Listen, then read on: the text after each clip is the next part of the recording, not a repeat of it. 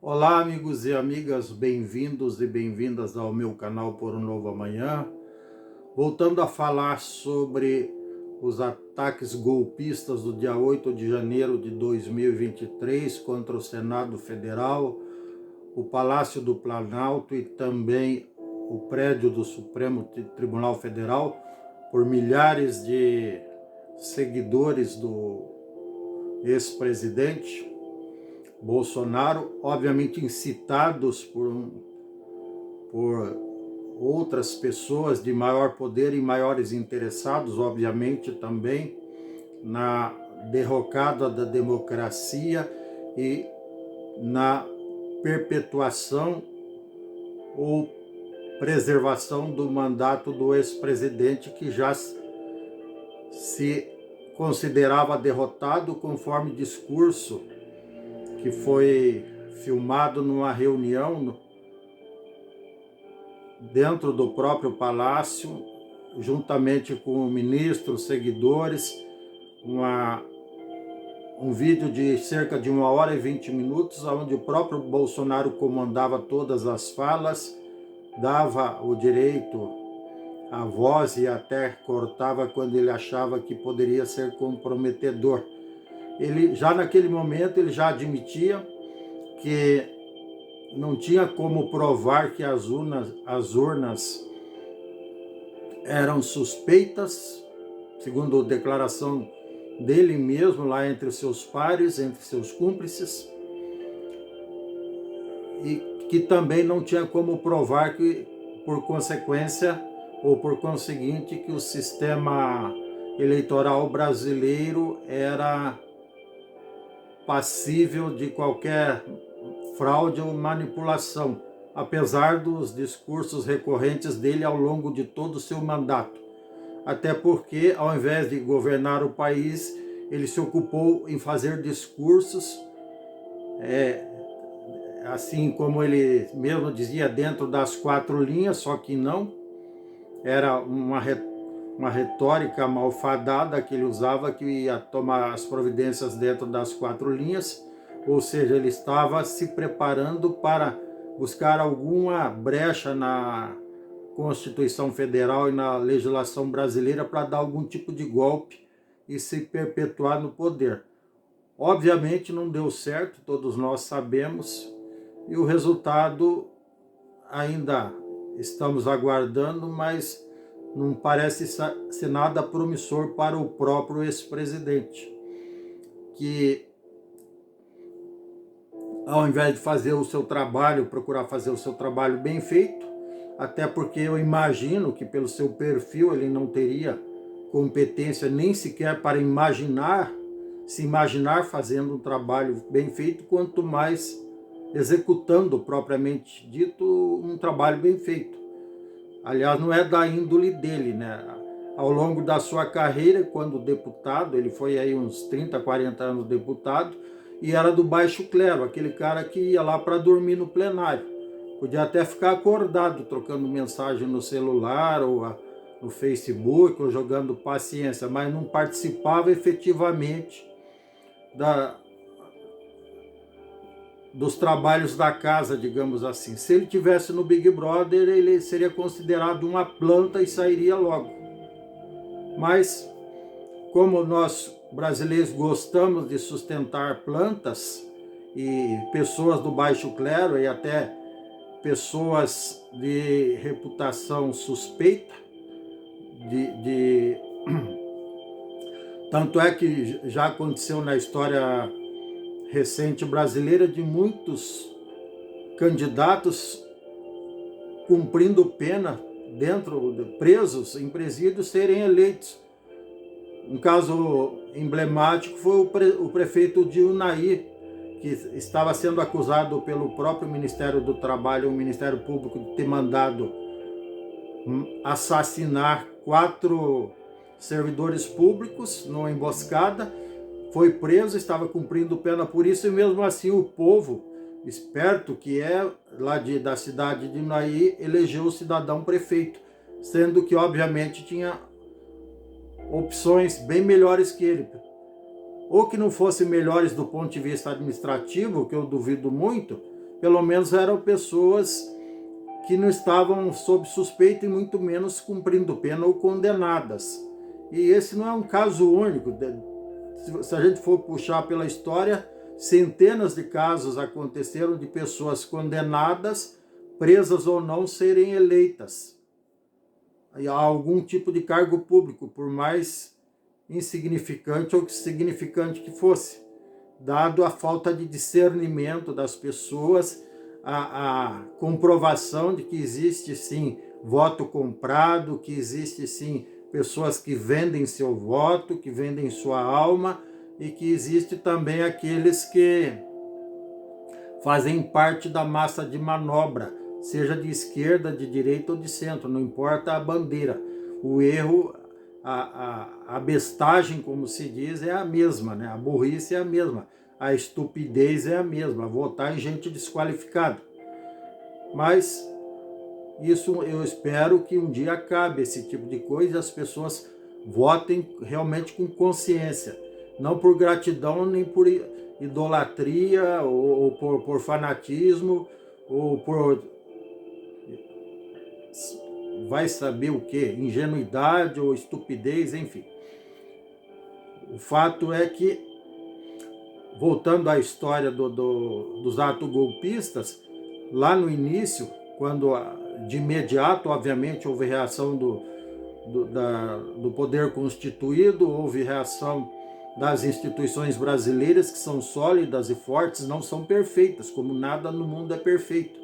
mas são sólidas e fortes e verdadeiramente alinhadas com a democracia, com a Constituição, com a Carta Magna, com o interesse do povo brasileiro, até porque minha geração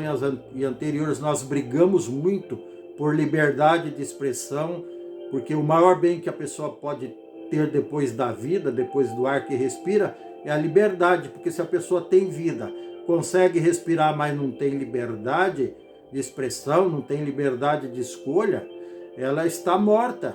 ela é um morto-vivo, é um zumbi. Então, a democracia nos garante, para quem não entende o verdadeiro sentido da palavra democracia, do sistema democrático, ela nos garante exatamente o direito de ir e vir, o direito de se manifestar, o direito de eleger, mas também de destituir candidatos do poder, desde que eles, obviamente, não cumpram os seus deveres como deveriam, como são pagos para fazê-lo. Enfim, para finalizar,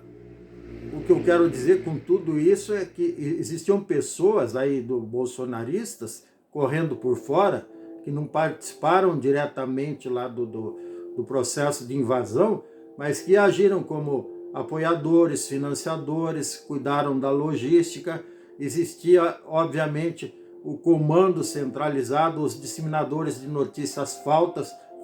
justamente para criar esse clima de animosidade, de bipolaridade ou de polaridade, tanto faz, para que essas pessoas fossem induzidas, manipuladas, de certa forma coagidas a fazer o que fizeram, fretar ônibus e ir para o Congresso, ir lá para Brasília no dia 8, quebrar tudo, e enfim. E quando houve a prisão lá de mais de 1.200, 1.500 invasores, talvez mais, não tenho o número agora, também isso é irrelevante. Tinha mais de 4.000 pessoas lá, conseguiram prender mais de 1.000, cerca de 1.300, se não me falha a memória, 1.400. Aí houve gente que disse, só prenderam os coitadinhos. Outros foram mais inconsequentes ainda, dizendo que aqueles que fizeram tudo isso era o pessoal da esquerda infiltrado. Passa amanhã, né, tio? Se os caras estavam acampados desde outubro na frente dos quartéis, imagine que alguém da esquerda ia estar acampado na frente de quartel pedindo intervenção militar. Isso é o cúmulo do ridículo, não tem o menor sentido. Isso é a alegação mais estapafúrdia, mais mentirosa, mais leviana, mais inconsequente que pode haver. não estou defendendo aquelas pessoas do outro lado que fazem o mesmo tipo de coisa, que são fanáticos, são inconsequentes, que são idólatras de pessoas de baixo nível, despreparadas, que são candidatas, mas que têm o poder do convencimento, da retórica, da eloquência, embora tenham um pouco estudo, e acabam chegando na presidência ou qualquer outro cargo, vereador, deputado, prefeito, senador, governador, não importa o cargo. Se o cara é despreparado, nem sequer fez uma faculdade, não estudou, se ele tiver um mínimo de respeito, de sentimento de patriotismo, seja ele da esquerda ou da direita, seja ele civil ou militar, seja ele católico,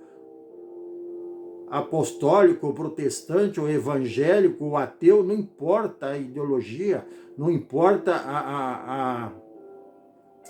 o gênero, não importa nada. Se o cara não está preparado, esse candidato, ele não é patriota, ele é antipatriota, até porque ele não tem nada para acrescentar lá no poder. Porque quem vai para lá tem que entender de leis, tem que ter, não pode ser um analfabeto funcional que lê um texto, e não entende o que está lendo. Tem que ser uma pessoa de uma inteligência acima da média e de uma reputação ilibadíssima, acima de qualquer suspeita para ser candidato. Se o sujeito não é nada disso, esse candidato, ele já está cometendo crime, não é certo isso. Ele não é patriota, ele está indo lá para dar um jeito de se dar bem. Ou seja, com o salário poupudo, ou com as vantagens, ou o salário mais as vantagens, ou pior ainda, o salário, as vantagens e mais os golpes e desvios e superfaturamentos que ele possa fazer, independente do cargo que ocupe. Então, tudo isso é balela, esse negócio de que era esquerda infiltrada, esse negócio de que também, que só os coitadinhos, esse vitimismo doentio, que só os coitadinhos que se deram mal, agora, finalmente, já houve várias operações buscando os financiadores, os patrocinadores, os incentivadores, e agora estão no encalço do último núcleo, que são os principais beneficiários, que seriam os principais beneficiários caso o golpe desse certo, que é o núcleo político, os articuladores, os mentores intelectuais da coisa toda. Então, fica mais uma vez provado que pelo menos o poder judiciário está fazendo o seu trabalho de forma correta, aliado à Polícia Federal, que graças a Deus é independente, não é pau mandado de presidente nem de governador, e o Ministério Público, que também é um poder independente, não é pau mandado de ninguém. Até porque se fosse, o Augusto Aras, que agiu algumas vezes de forma um pouco suspeita, bancando o advogado do Bolsonaro e dos filhos e dos amigos, mas na hora de pesar a mão dele e do Ministério Público, o Augusto Aras, que era procurador-geral da República, ele mesmo representou contra todos aqueles vândalos, aqueles criminosos, aqueles terroristas que invadiram e quebraram todos aqueles 3 palácios que eu citei no início. Ele mesmo representou contra eles na justiça e pediu a prisão. Então, o Augusto Aras está de parabéns, dessa vez ele fez um trabalho bem feito, correto, e não bancou o advogado do diabo, muito pelo contrário. Ele exerceu plenamente o seu cargo de chefe maior do Ministério Público, que deve defender, sim, o interesse público do povo, de 200 milhões de brasileiros, e não de 4 mil fanáticos desmiolados que foram para Brasília quebrar tudo. Tá bom? É isso. Se você gostou, dê um like, dê um joinha, inscreva-se no meu canal, não custa nada. Ative o sininho para receber novos vídeos em tempo real. Sorte, sucesso, saúde, um abraço e tchau. Até mais e bom carnaval.